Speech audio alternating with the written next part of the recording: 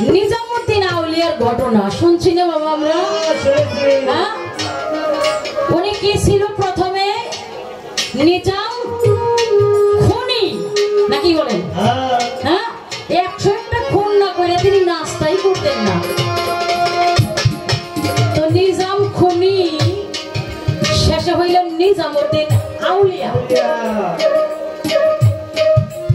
তো এই জায়গাটা আমার কাছে কেমন কেমন জানি লাগছে, একটা প্যাঁচ লাগিয়ে রয়েছে আমার বুকের ভিতরে, কে লিখে তা জানি না। ছোট বাজাও কি লিখেছে বুকের মধ্যে প্যাঁচ লাগছে এটা আমি জানি না, কিন্তু একটা প্যাঁচ লেগে গেছে। কি প্যাঁচ? আমরা জানি যত পাপ দুনিয়ার মধ্যে আপনি গোপনে, সদরে, জাহেরে, বাতিনে, প্রকাশ্যে, অপ্রকাশ্যে আপনি করেছেন, আল্লাহর এক নাম রহিম রহমান, সর্বশক্তিমান। এই আল্লাহর কাছে যদি কেউ নিগড়ে ক্ষমা চায়, আল্লাহ ওই মানুষটার সমস্ত প্রকাশ্য অপ্রকাশ্য পাপগুলো মাফ করে দেন। একটা পাপ আল্লাহ কখনো মাফ করেন না, একটা পাপ মাফ করেন না, সেটা হলো মানুষ হইয়া মানুষ খুন করা। মাফ করেনি আল্লাহ, আল্লাহ মাফ করে না। তো এই নিজাম খুনি এত খুন করার পরে আউলিয়া হইল, মানুষ মারা যদি মহা পাপ হয়, এত পাপের মাপ পাইল কিভাবে? ওই যে আপনি বলবেন মরা গাছে ফুল ফুটাইয়া মাপ পাইছে, না, এটা হয় না। হয় নাকি? একটা খুন করে যদি কোটি কোটি খুনের মাপ পায়, তাইলে দেখা যায় আমার আখিরি নবীর উম্মতেরা মানুষ খুন করছে একটা বা দুইটা, কিন্তু তার অনেক অনেক ইবাদত আছে, 5 ওয়াক্ত নামাজ পড়ে, রোজা রাখে, এরপরে দুনিয়ার মধ্যে ভালোভাবে চলাফেরা করে। একটা পাপ উনি করে ফেলাইছে ভুলে ভুলে, একটা মানুষ একটা মাথায় বাড়ি দিয়েছে, উনি মরে গেছে। কিন্তু তাই হইলে এই না যে মানুষ খুন করা মাপটা সে পাবে। যদি থাকে পবিত্র কোরআন দিয়ে আপনি দলিল দিয়ে যাবেন যে কোরআনের এই সূরার মধ্যে আল্লাহ বলেছে খুন করলেও মাপ পাওয়া যায়, আপনি দলিল দিয়ে যাবেন।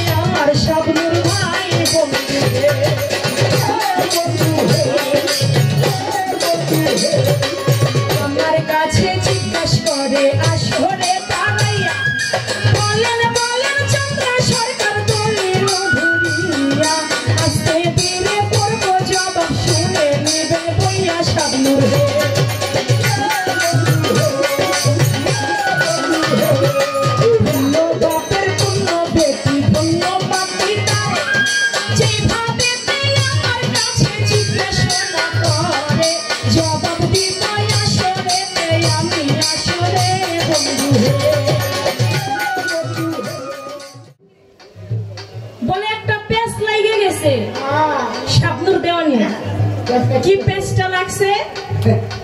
আমি বলেছিলাম সাধুর সঙ্গ গুণে রং ধরিবে, তোমার পূর্বের স্বভাব বদলে যাবে। ফকির লালন বলে পাবে প্রাণ গোবিন্দ, ধরো একজন সৎ মানুষের সঙ্গ। এখন তিনি বলে, আপনি যে নিজামুদ্দিনের কথা বললেন, নিজাম খুনি 101টা খুন করেছেন, তিনি শেখপুরে দাউলিয়াকে বাইন্দা রাখলেন একটা গাছের সঙ্গে। শেখপুরে দাউলিয়া প্রশ্ন করলো, বাবা তুমি যে অপরাধ করছো, তুমি যে ডাকাতি করো, চুরি করো, এই পাপের ভাগে কি তোমার বাবা মা, তোমার স্ত্রী সন্তান হবে কিনা? বাড়িতে গেল, শুনে আসলো, সবাই বললো পাপের ভাগে আমরা কেউ হব না। না, এখন আমি সেখানে বলেছিলাম, সেখানে নিজামুদ্দিন আউলিয়া, নিজামুদ্দিন গিয়া শেখপুরীদের কাছে দু পাও ধরে বলে, আমি আপনাকে গাছের সঙ্গে বাইন্ধা রাখলাম, আপনি ছুটলেন কেমনে? আল্লাহর অলিগণে বাইন্ধা রাখলে আমার কদম চান কি বাবা ছুটতে পারে না? তারা কি বাইন্ধা রাখলে সে বাইন্ধা গাছের সঙ্গেই থাকে? সে দড়িটা বাঁধন খুইলা ওই গাছের পাশে বসে রয়েছে, বলে আপনি দড়ির বাঁধন তো খুলে গেছে, আপনি তো চলেও যাইতে পারতেন, আপনি না গিয়া এখানে বসে রইলেন। বলে বাবা রে, কারণটা কি, আপনি কেন বসে রইলেন? বলে দেখো নিজাম, তুমি প্রতিদিন 101টা খুন করো, তোমার পাপের ভাগ কেউ নিল না। বা জানা আমরা যারা পীরের দরবারে যাই, পাপের ভাগ বাবা নেয় না, মা নেয় না, স্ত্রী পুত্র সন্তান কেউ নেয় না, কিন্তু পাপের বোঝাটা নেয় আপনার মুর্শিদ কদম চাঁদ। আপনি যখন তার কাছে যাবেন, দেখবেন সেই দয়াল আপনার সারা জীবনের পাপের বোঝাটা তার মাথায় নিয়ে আপনাকে পরিশুদ্ধ করে দেয়। এখন বলে, মানুষ হয়ে মানুষকে খুন করা তো মহাপাপ, অবশ্যই মহাপাপ। মানুষ হয়ে মানুষকে হত্যা করার থেকে পাপ আর হইতে পারে না। কিন্তু নিজামুদ্দিন আউলিয়া তিনিও কিন্তু নিস্তার পাইল। কিভাবে নিস্তার পাইল? ওই যে নাজির বাদশার মেয়ে দুলনা, তাকে যখন দুষ্করকারী কবরের মধ্যে শোয়াই রাখলো, শোয়াই সবাই চলে গেল, জানা জানা মাস করে সবাই চলে গেল, কবরের মধ্যে রেখে দিল। এদিকে সন্ধ্যা ঘনিয়ে আসলো, ওই লম্পট লোকটা, দুশ্চরিত্র লোকটা গেল ওই নাজির বাদশার মেয়ে দুলনার ইজ্জতকে হরণ করবার জন্য। আর যখন ইজ্জতকে, বাবা মায়ের ইজ্জত যেখানে চলে যাবে, একজন নারী এবং মা থেকে কোনো পার্থক্য হয় না। একজন মায়ের ইজ্জত হরণ করে লম্পট নিয়ে যাবে, তা আবার মৃত্যু ব্যক্তির ইজ্জত, এটা সহ্য করতে না পেরে বলে সারা জীবন তো অপরাধ করছি, একটা খুনের যে সাজা হইব 10টা খুনের আমার একই সাজা হবে। আমি এই লোকটাকে আমি আর রাখবো না, তাতে আমার মরা গাছে ফুল ফুটুক আর না ফুটুক, কিন্তু আশায়, মরা গাছে যে ফুল ফুটবে ওই আশায় কিন্তু ওরে হত্যা করে নাই। কি করলো? ওই লোকটাকে হত্যা করলো। হত্যা করার পরে আইসা দেখে তার, আপনি এটা মনে হয় খেয়াল করেন নাই, যখন ওই লোকটাকে হত্যা করছে, কেন ওই জিনা কাজে তিনি লিপ্ত হয়েছে, তিনি হত্যা করছে একটা দুষ্করকারীকে, একটা ভালো মানুষকে হত্যা করে নাই। একটা মানুষকে হত্যা করে নাই, করছে একটা অমানুষকে, একটা নর পশুকে হত্যা করছে। সে তো একটা মানুষকে, একটা মানুষ কি পারে একটা মায়ের মরা ব্যক্তির উপরে জিনা কার্য চালাইতে? তাহলে মারছে কারে? একটা পশুর, একটা কুত্তারে মারছে। মারছে একটা কুত্তারে, কুকুরকে। একটা মানুষ হয়ে মানুষকে হত্যা করে নাই। এজন্য ওই খুনের জন্য এসে দেখে শেখপুরীদের দয়ার গুণে আমার আল্লাহ পাকের রহমত নাজিল হইল। রহমত নাজিল হইয়া মরা গাছে ফুল ফুটে গেল, তার জীবনের পাপ মোচন হইয়া গেল। এবার আশা করে বুঝতে পারছি গান থাকতে হয়। আমার যে নবী শাফায়াতের ভার পেয়েছেন, এর চাইতে কি বড় তত্ত্ব হইতে পারে নাকি বাবা? কি বল? এরপরে গানটার প্রথম কথা হলো, খোদারি খাস নূরে তৈয়ারও যিনি, রহমতের বাণী আমরা তার মুখে শুনি। নবীজি আদম শফিরও বাবা, নবীজি আমার কাবারও কাবা। যদি এইগুলি তত্ত্ব গান না হয়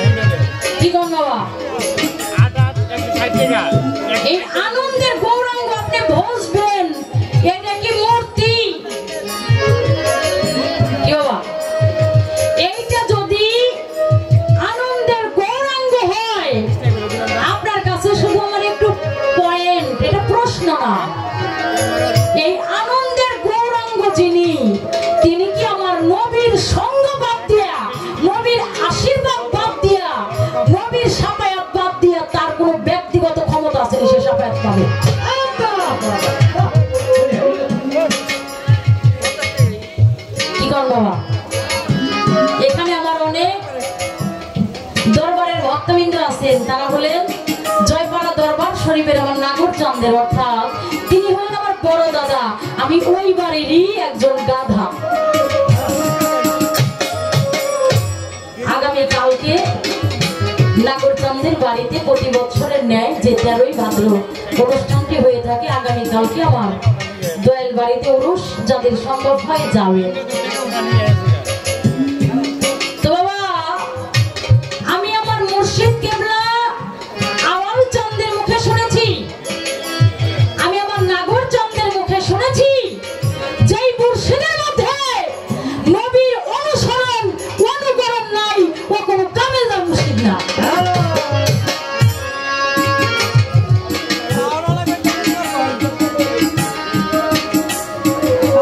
আপনারা রাগ হইতেছেন? আমার কদম ফকির বাবা, তিনি কি নবীর অনুসরণ অনুকরণ নবীর কর্ম কি বাদ দিয়া উনি কি আনন্দের গৌরাঙ্গ হইতে পারছে কিনা, এটা আপনার কাছে আমার একটু জানার জন্য ধরা রইল।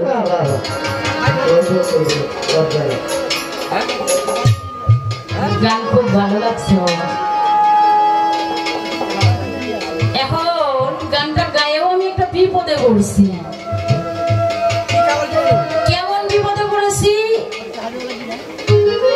গানের মধ্যে কবি লিখছেন, খোদার খাস নুরে তৈয়ার যিনি রহমতের বাণী আমি তার মুখে শুনি।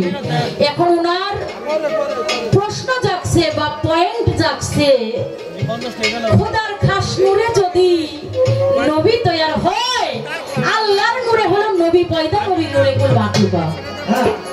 আমার আল্লাহ সর্বপ্রথমে সৃষ্টি করেছেন আওয়ালুমা খালাকাল্লাহু মিন নূরি, সর্বপ্রথমে মুহাম্মদী নূরকে সৃষ্টি করেছেন, এরপরে ওই মুহাম্মদী নূরে হলো তামাম পৃথিবী সৃষ্টি করেছেন।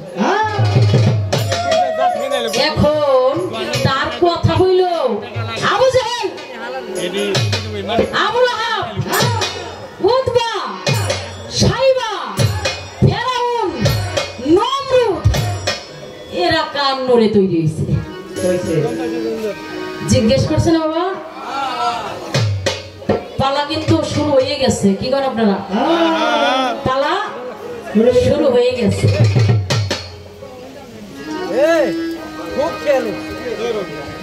তো আপনাদের কাছে আমি একটা পয়েন্ট রাখতে চাই।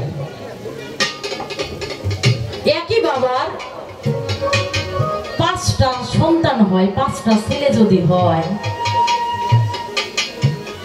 কেউ এমপি হয়, কেউ চেয়ারম্যান হয়, আবার কেউ সমাজের মাতবর হয়, আবার একটা চোর বাটপার হয়।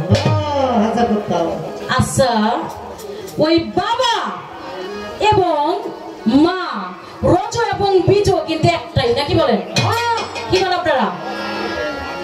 তাহলে একই বাবার বীজ, একই মায়ের রজ, একজন এমপি হয়, একজন চেয়ারম্যান হয়, আবার একজন মাতবর হয়, একজন চোর বাটপার হয়। তাহলে মা বাবার মধ্যে কি কোনো ভেজাল আছে নাকি বাবা? আছে নাকি? নাই। হয় কেন? এটার মধ্যে একটা কারণ আছে, এটার মধ্যে একটা হাকিকত লুকায়া রইছে।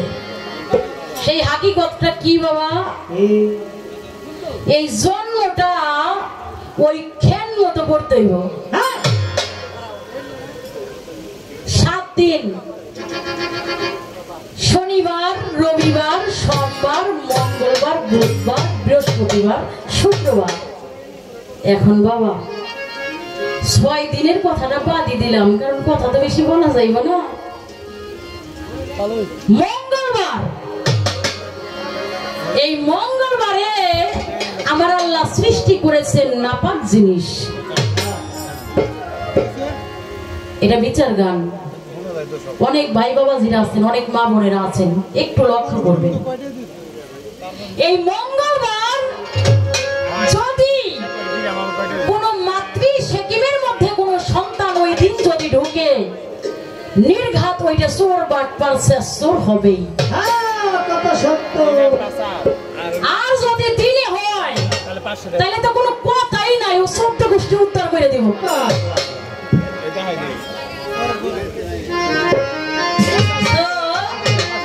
এই কথাটা আমি কেন বললাম, ওই নূর যখন আল্লাহ পাক সৃষ্টি করেছিলেন, নূরকে সর্বপ্রথমেই প্রশ্ন করা হয়েছিল আলাস্তু বিরাব্বিকুম। নূরে বললেন আনা আনা আনতা আনতা, অর্থাৎ তুমি তোমার আমি আমার। এই যে আমি আমার যেই নূরটা বলল, সে কখনো আমার নবীর সাফায়াত আশা করতে পারে না। কারণ এই যে আমি আমার, এই আমি আমার যখন আল্লাহ প্রশ্ন করার সাথে সাথে নূর বলেছিল তুমি তোমার আমি আমার, এই আমি আমার বলছিল নমরুদ হারামজাদা। কারণ নমরুদে বলেছিল তোমরা আমাকে খোদা মানো, আমি খোদা দাবি করি। বোঝা যায় কথা বাবা? তাহলে ওই যে নমরুদ নূর সৃষ্টিতে আল্লাহ প্রশ্ন করার সাথে সাথে বলছে হে আল্লাহ তুমি তোমার আর আমি আমার। দুনিয়ার মধ্যে আইসা কয় আমি আল্লাহ, এই তোরা আমারে আল্লাহ মান। আবু জাহেল কোন নূরে পয়দা হইছে? আপনারা কি বিরক্ত হইবেন নি কথা কইলে? না না, আমার নবীজির আপন চাচা হইল আবু জাহেল। কি চাচা? আপন চাচা। আমার নবীজির নূর নবী, এতে কি কারো সন্দেহ হয় নাকি বাজান? থাকলে একজন একটু হাত তুলে দেখান তো। তাহলে আমার নবী হলো নূর নবী, বিশ্ব নবী, যিনি পাপী তাপের কাণ্ড। এই নবীজি দিনের বেলা তো যাইতেনি আবু জাহেলের কাছে। আবু জাহেল নবীজিকে দেখে দূর দূর করে দাঁড়াইয়া দেয়। আবু জাহেল চিন্তা করে দিনের ভাগে যাব না, কারণ আমার সামনে যদি আমার চাচা কালেমা পাঠ করে মুসলমান হয়, আমার চাচার একটু ইজ্জতের হানি হয়ে যায়। নবীজি কি করলেন? রাত্র 1টা যখন বাজিল, নবীর সঙ্গে নাহি কেউ ছিল, করিতে গেলেন নবী ইসলাম জারি আবু জাহেলের বাড়ি। যার সাথে সাথে আবু জাহেল বলতেছে ভাতিজি, ও ভাতিজা, মদ আছে তো আর তুমি যত খাইতে পারো মজুদ রাখিয়ে দিব, জনম যুগ। হে মুহাম্মদ, আরবের সুন্দর নারী তুমি দেখো পছন্দ করি, তোমার জন্য আমি হাজির করতে পারি এই রাত্রের মধ্যে পরম সুন্দরী। আমার নবীজি বলছে চাচাজি, আমি ভালো নারী গাড়ি বাড়ি এই সব দিয়ে করবো কি? শুধু চাচা একটা কথা রাখো, আমি তোমার অনুরোধ করি, পর একবার লা ইলাহা ইল্লাল্লাহ মুহাম্মাদুর রাসূলুল্লাহ সাল্লাল্লাহু আলাইহি ওয়াসাল্লাম। আবু জাহেল এই কথা শুনে ফায়ার হয়ে গেছে। কি এই মুহাম্মাদুর রাসূলুল্লাহ, তুই আব্দুল্লাহর বেটা মুহাম্মদ, এইটা তোরে মানে, কিন্তু তুই রাসূলুল্লাহ এটা তোরে মানি না।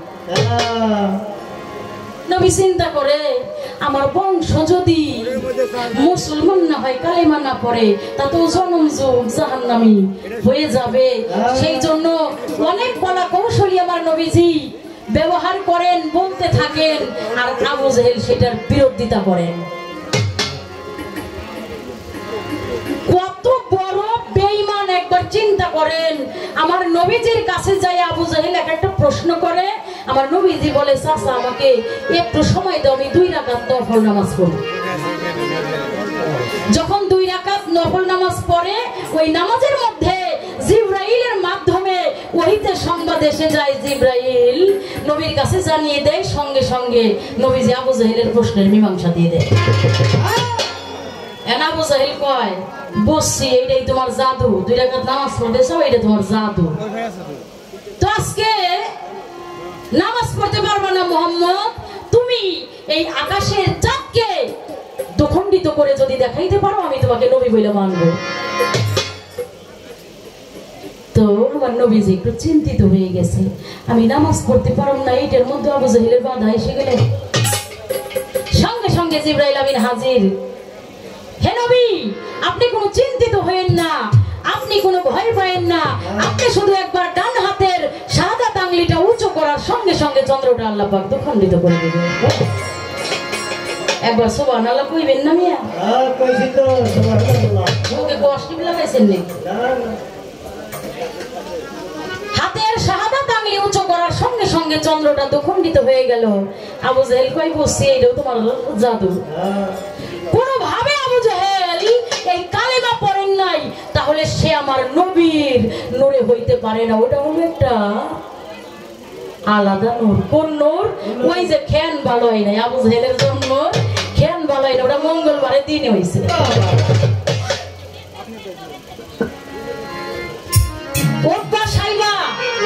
এটার কারণ আছে বাবা। আমার নবীজি হেরা গুহার মধ্যে ধ্যান সাধনা করতেছিল, যখন সেজদা দিয়ে পড়েছে গোটা উম্মতের নাজাতের জন্য, উম্মতের মুক্তির জন্য যখন সেজদায় পড়েছে, এই উতবা সাইবা হলো আমার নবীর চাচা আবু লাহাবের দুই সন্তান। কোরআনের মধ্যে আসছে না তাব্বাত ইয়াদা আবু লাহাবি ওয়া তাব? এই কোরআনের এই তাব্বাত সূরার মধ্যে বলেছে ধ্বংস হোক আবু লাহাব নিজে, ধ্বংস হোক আবু লাহাবের সন্তান, ধ্বংস হোক আবু লাহাবের স্ত্রী। নবী যখন উম্মতের ব্যথা বেদনায় সেজদায় পড়ে যায় উম্মতের গুনাহকে মুক্তি করার জন্য, ওই উতবা সাইবা আবু লাহাবের দুই সন্তান বুদ্ধি করে, এক কাজ কর, মরা গরুর কিছু নারী ভরি লইয়া আমরা দুই ভাই যাইয়া নবীজি সেজদায় পড়ছে ওনার গাড়ির মধ্যে উঠাই দিন, যেন সেজদা না তুলতে পারে। গাড়ির মধ্যে তুলে দিছে, নবী আমার ব্যথা বেদনায় জর্জরিত হয়ে গেছে, আর সেজদা তুলতে পারে না। সঙ্গে সঙ্গে ফাতেমা নবীজিকে দেখে না, খুঁজতে খুঁজতে যায় দেখে একটি পাহাড়ের গুহার মধ্যে পড়ে আছে।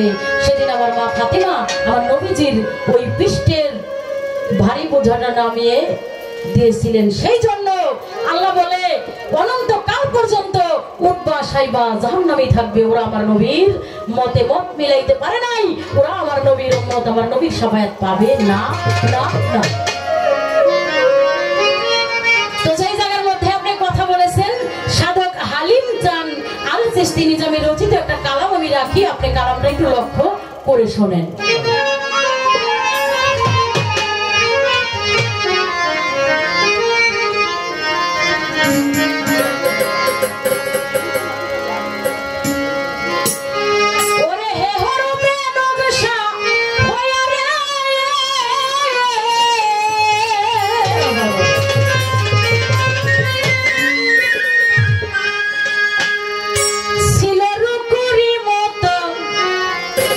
শিলরুকুরি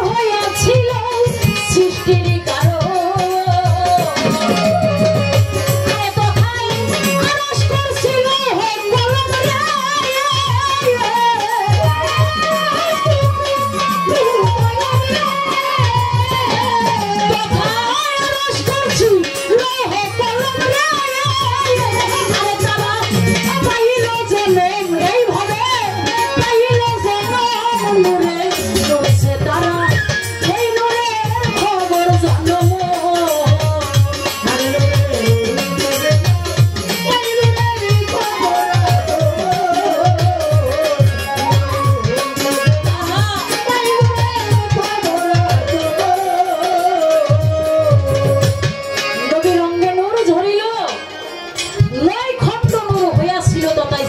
কারণ তাতে এই আরশ কুরসি লৌহ কলম তারা পাইল জন।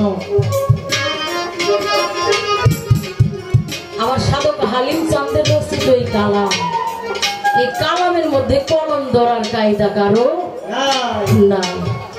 কেন? তারা যাহা কিছু লিখে গেছেন এগুলো হলো কালাম, এগুলো কোনো গান নয় বাবা, এগুলো হচ্ছে স্বয়ং আল্লাহ তাআলার কালাম। আর বর্তমান তো কিছু বইতে আছে সন্ধ্যার পরে গান টান দিয়া কর, তোর লাগিয়া ফাইটটা যাইবো। এই গানের 10,000 গান যদি এক পাল্লাই দেওয়া হয় আর এই গানটা এক পাল্লাই দেওয়া হইল 10,000 গানের বেল না।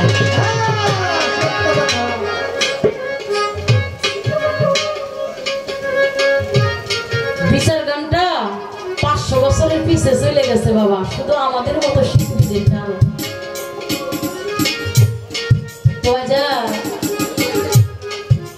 অনেক কথা বলার ছিল, বলতে পারি না। চন্দ্র সূর্য গ্রহ তারা যিনি ছাড়ার ফেরেশতারা সৃষ্টির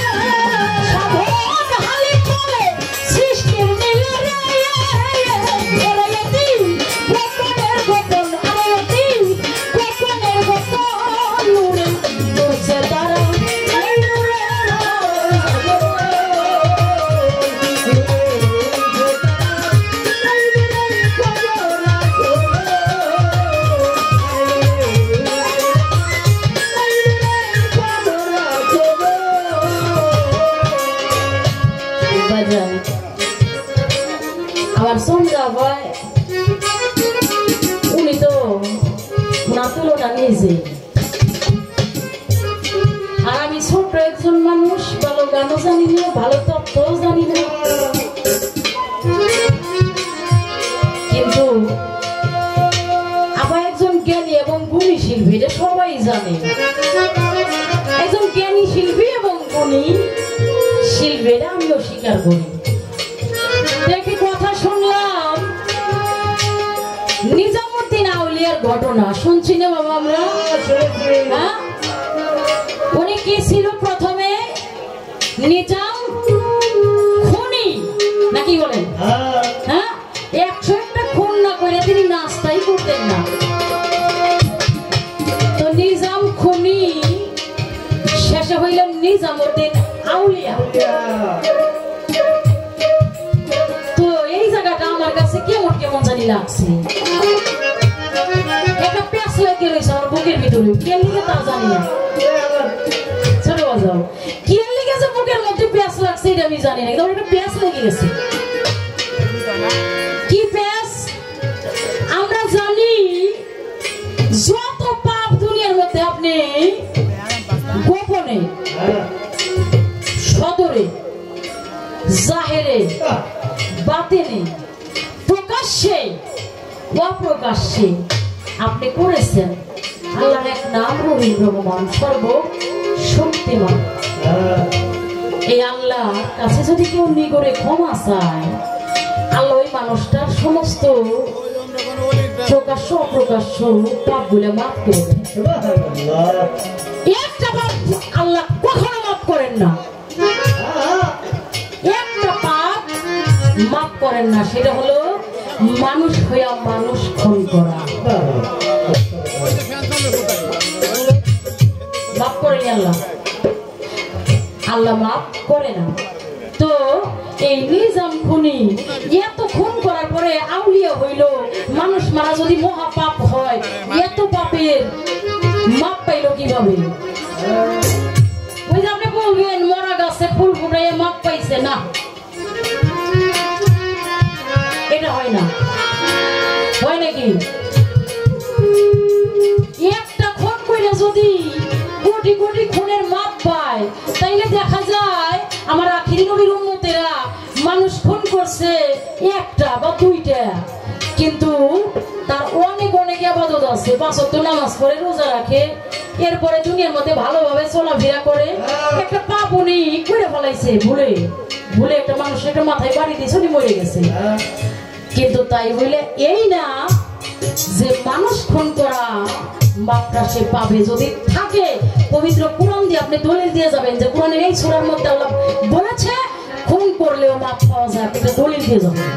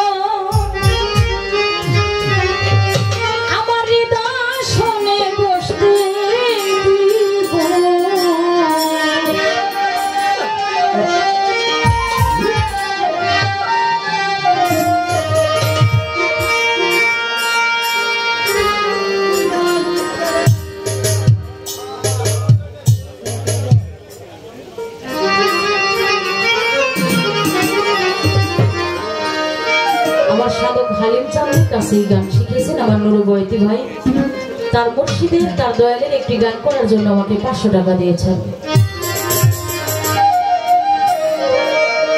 বাবা, পাথরে লিখো না নাম, সে নাম ক্ষয়ে যাবে, কাগজে লিখো না নাম, সে নাম ছিঁড়ে যাবে, হৃদয়ে মুর্শিদের লিখো নাম, সে নাম রয়ে যাবে।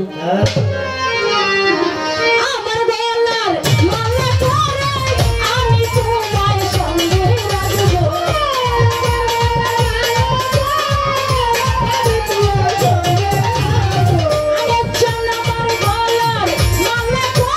Mì Gõ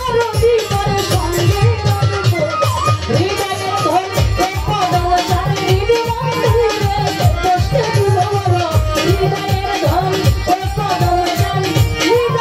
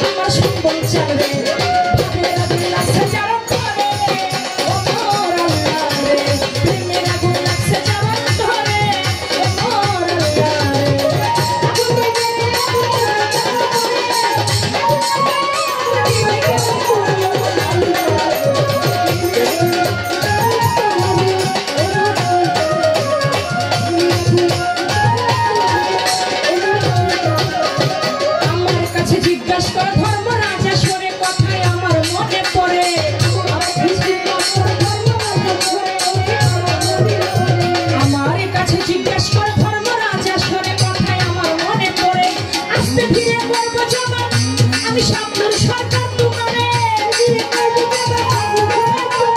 আস্তে ধীরে করবো জবাব শাবনূর সরকার রে আমার আল্লাহ রে ভাবের আগুন লাগছে জানাম করে আমার আল্লাহ রে ও জ্বালা কি জ্বালাই অন্তরে আমার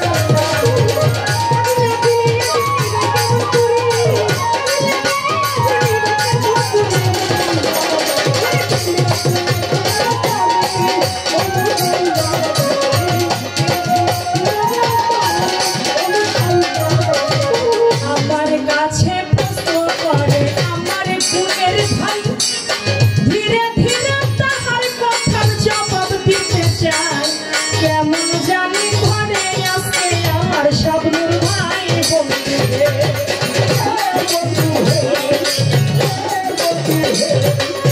আমার কাছে জিজ্ঞাসা করে আসরে তারাইয়া বলেন বলেন চন্দ্র সরকার দলিল ধরিয়া আস্তে ধীরে পড়ব জবাব শুনে নেবেন বইয়া শাবনূর রে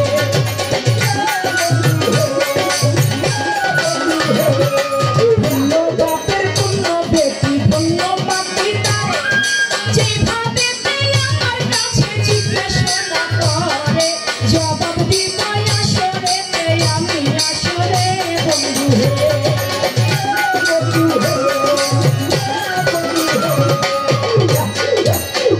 মানুষ হইয়া এত ভায়াসকে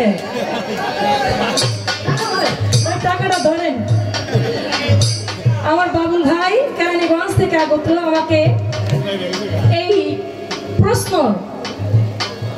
ভর্তা গানে 500 টাকা দিয়েছেন সেই সঙ্গে কেরানীগঞ্জ থেকে আগত শওকত ভাই তিনি আরো 500 টাকা দিয়ে দেওয়া ও শাহজাহান ভাই দেরি করবো না বুঝতে পারছি শাহজাহান ভাই তিনি আরো 500 টাকা দিয়ে দোয়া করেছেন আমার চাঁদনি মা চাঁদনি সরকারকে আরো 500 টাকা দিয়ে শাহজাহান ভাই দোয়া করেছেন এবার প্রশ্ন করছে কি আমার হ্যান্ডসে যারা আছে তাদেরকে শাহজাহান ভাই 500 টাকা দিয়ে দেওয়া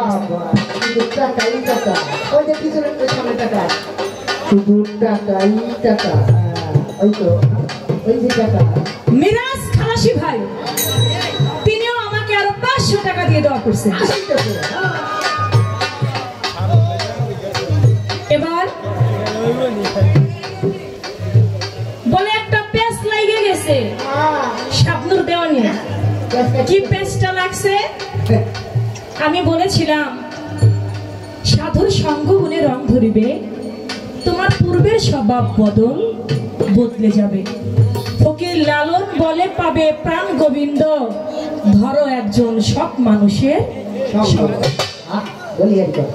এখন তিনি বলে আপনি যে নিজামুদ্দিনের কথা বললেন নিজাম খুনি 101টা খুন করেছেন তিনি শেখ ফরিদ আউলিয়াকে বাইন্দা রাখলেন একটা গাছের সঙ্গে শেখ ফরিদ আউলিয়া প্রশ্ন করলো বাবা তুমি যে অপরাধ করছো তুমি যে ডাকাতি করো চুরি করো এই পাপের ভাগে কি তোমার বাবা মা তোমার স্ত্রী সন্তান হবে কিনা বাড়িতে গেল শুনে আসলো সবাই বললো পাপের ভাগে আমরা কেউ হব না না এখন আমি সেখানে বলেছিলাম সেখানে নিজামুদ্দিন আউলিয়া নিজামুদ্দিন গিয়া শেখ ফরিদের কাছে দু পাও ধরে বলে আমি আপনাকে গাছের সঙ্গে বাইন্ধা রাখলাম আপনি ছুটলেন কেমনে আল্লাহর ওলি গন্ডে বাইন্ধা রাখলে আমার কদম চান কি বাবা ছুটতে পারে না তারে কি বাইন্ধা রাখলে সে বাইন্ধা গাছের সঙ্গেই থাকে সে দড়িটা বাঁধন খুইলা ওই গাছের পাশে বসে রয়েছে বলে আপনি দড়ির বাঁধন তো খুলে গেছে আপনি তো চলেও যাইতে পারতেন আপনি না গিয়া এখানে বসে রইলেন বলে বাবা রে কারণটা কি আপনি কেন বসে রইলেন বলে দেখো নিজাম তুমি প্রতিদিন 101টা খুন করো তোমার পাপের ভাগ কেউ নিল না বা জান আমরা যারা পীরের দরবারে যাই পাপের ভাগ বাবা নেয় না মা নেয় না স্ত্রী পুত্র সন্তান কেউ নেয় না কিন্তু পাপের বোঝাটা নেয় আপনার মুর্শিদ কদম চাঁদ আপনি যখন তার কাছে যাবেন দেখবেন সেই দয়াল আপনার সারা জীবনের পাপের বোঝা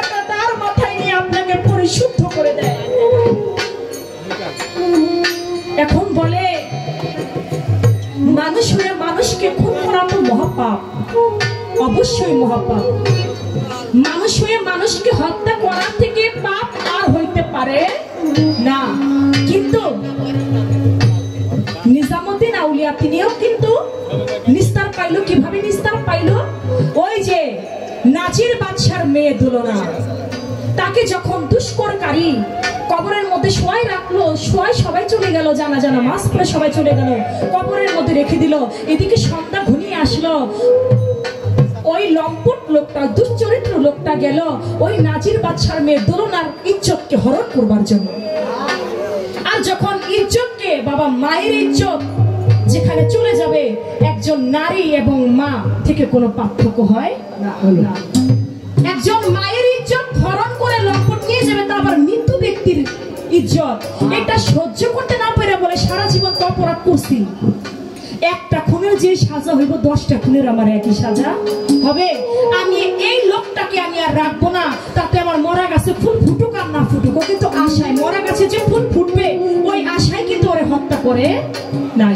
কি করলো? ওই লোকটাকে হত্যা করলো। হত্যা করার পরে আইসা দেখে তার, আপনি এটা মনে হয় খেয়াল করেন নাই, যখন ওই লোকটাকে হত্যা করছে, কেন ওই জিনা কাজে তিনি লিপ্ত হয়েছে, তিনি হত্যা করছে একটা দুষ্করকারীকে, একটা ভালো মানুষকে হত্যা করে নাই। একটা মানুষকে হত্যা করে নাই, করছে একটা অমানুষকে, একটা নর পশুকে হত্যা করছে। সে তো একটা মানুষকে, একটা মানুষ কি পারে একটা মায়ের মরা ব্যক্তির উপরে জিনা কাজ চালাইতে? তাহলে মারছে কারে? একটা পশুর, একটা কুত্তারে মারছে। মারছে একটা কুত্তারে, কুকুরকে। একটা মানুষ হয়ে মানুষকে হত্যা করে নাই। এজন্য ওই খুনের জন্য এসে দেখে শেখপুরীদের দয়ার গুণে আমার আল্লাহ পাকের রহমত নাজিল হইল।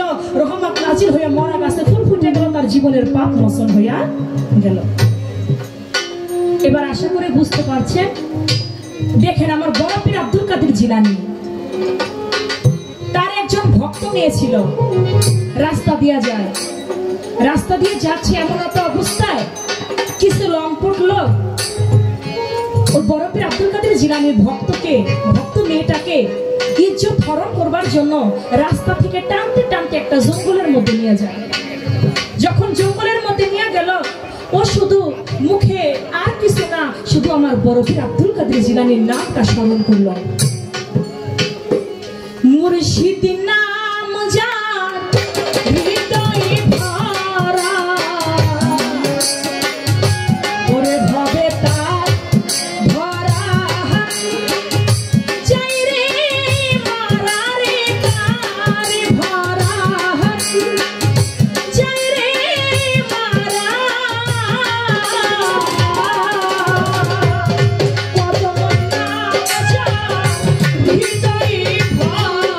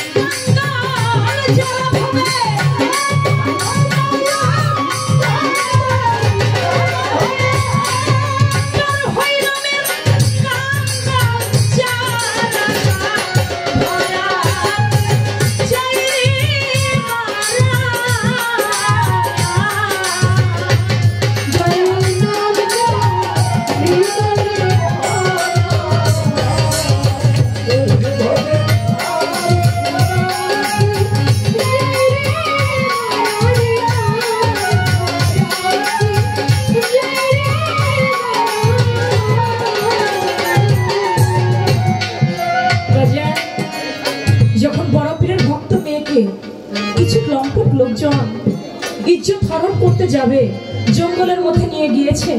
ওই মুহূর্তে স্মরণ করছে আমার বড় পীর আব্দুল কাদের জিলানীকে। দলিলে প্রমাণ করে আমার বড় পীর আব্দুল কাদের জিলানী তিনি ছিল 200 কিলোমিটার দূরে। আমার বড় পীরের পায়ের খড়ম আকাশ দিয়ে উড়ে গিয়ে ওই লম্পটটাকে পিটাইতে পিটাইতে ওই জায়গায় তাকে মেরে ফেললো, ওইখানে তাকে হত্যা করে ফেললো। আমার বড় পীর কি একটা ভালো মানুষ মারছিল? ভালো মানুষ হত্যা করেছিল না।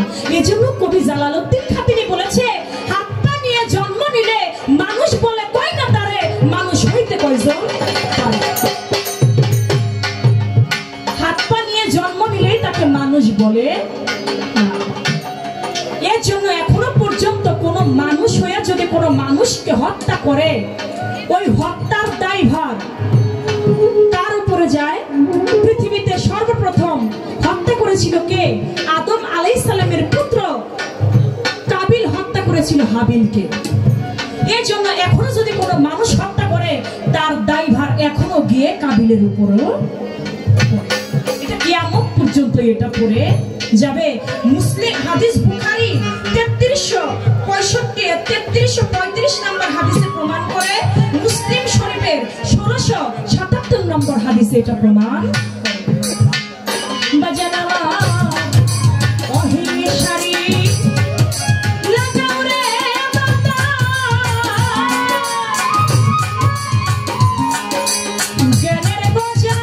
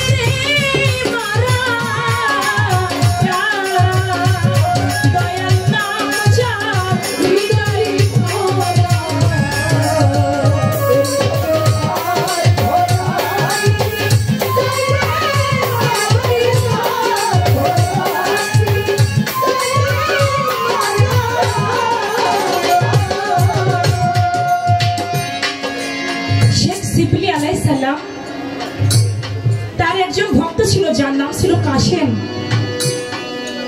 একদিন কাশেমকে সকল ভক্তরা সামনে বসা, এরই মধ্যে জিজ্ঞেস করলো, আচ্ছা তোমরা যারা আমার ভক্তরা আছো, তোমাদের মধ্য থেকে কেউ কে আল্লাহরে দেখছো?